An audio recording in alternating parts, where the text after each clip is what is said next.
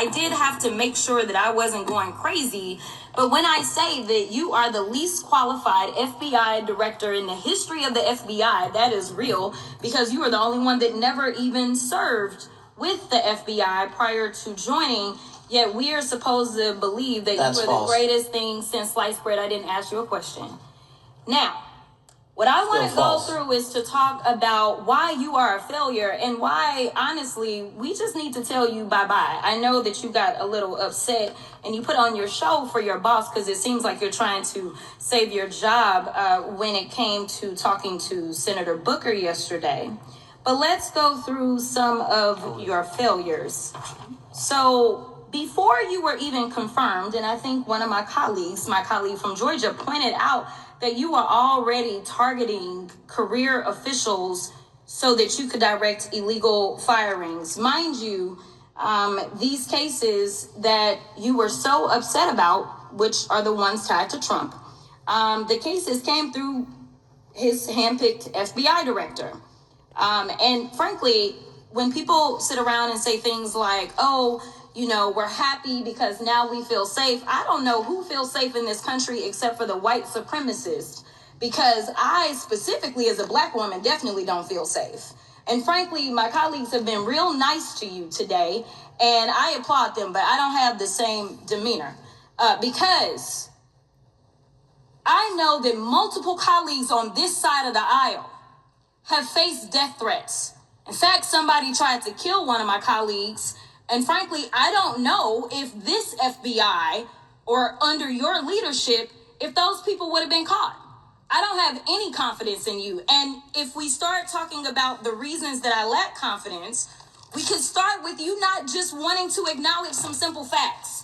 Simple facts like the vast majority of the threats are coming from right-wing extremism. And I know my colleagues have tried to stress this, but I decided that I would maybe do it in a different way.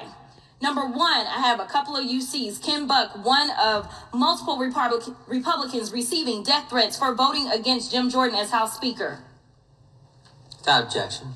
Another one, Republican lawmaker says she received death threats after voting against Jim Jordan in Speaker's race. Without objection. In addition, there was another one from another colleague who now is leaving Congress because they said that they were calling his wife anonymously and threatening her life to the extent that she ended up sleeping with a firearm. Without objection. Okay, so here's the deal. How are we supposed to have confidence when you're sitting up here telling the Senate yesterday that it will take you 14 years before you can get the FBI fully staffed to do their jobs? You're also now redirecting resources so that they can go and play ICE agents on the streets. You're getting rid of your most qualified people. And even when it came down to somebody that you consider to be a friend, you were posted up having some fancy dinner to the extent that you posted not only once erroneously, you posted twice erroneously as it relates to catching somebody. And then you want to go and say, let me take a victory lap. Because honestly, if it wasn't for parents deciding that they were going to turn in their child, it seems like y'all wouldn't have got there.